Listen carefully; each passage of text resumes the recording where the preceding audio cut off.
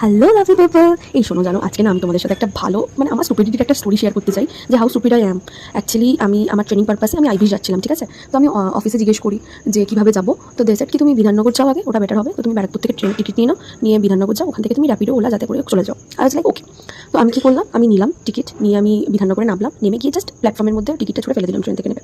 এবার আমি ওভারব্রিজের উপর উঠেছি, ওখানে একটা টিটি দাঁড়িয়েছিল, আমার থেকে টিকিট দেখতে চাই, আর আমার কাছে কোনো টিকিট ছিল না। এবার আমি টিকিটটা ফেলে দিয়েছি ট্রেন থেকে নেবে, ওই যে প্রপার বাসওয়ালা মাইন্ড, বাস থেকে নেবে টিকিট ফেলে দিই, ওটাও ফেলে দিয়েছি।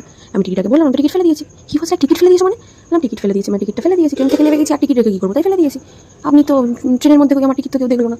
বললো লোকাল ট্রেনে কেউ ট্রেনের মধ্যে টিকিট দেখে না। আমি সেটা জানতাম না। বললো এবার তো কিছু করার নেই, তোমাকে তো ফাইন দিতে হবে। আমি ঠিক আছে, আমি ফাইন দিয়ে দেবো। এবার আমি জানি না, ওনার একটু আমার উপর হয়তো মায়া দেওয়া হলো। তুমি জিজ্ঞেস করলেন কোথায় যাচ্ছ, তো আমি ওনাকে বললাম এখানে যাচ্ছি, আমার ট্রেনিং আছে না। উনি সব শুনলেন, সব শুনে তারপর আমি বললাম বলুন কত টাকা আমি দিয়ে দিচ্ছি। বলুন না ঠিক আছে, তোমায় দিতে হবে না, বাট নেক্সট টাইম থেকে স্টেশন থেকে বেরিয়ে তারপর টিকিট ফেলবে, ঠিক আছে। লোকাল ট্রেনে কেউ ট্রেনের মধ্যে টিকিট চেক করে না। তুমি ভাবো হাউ ফুল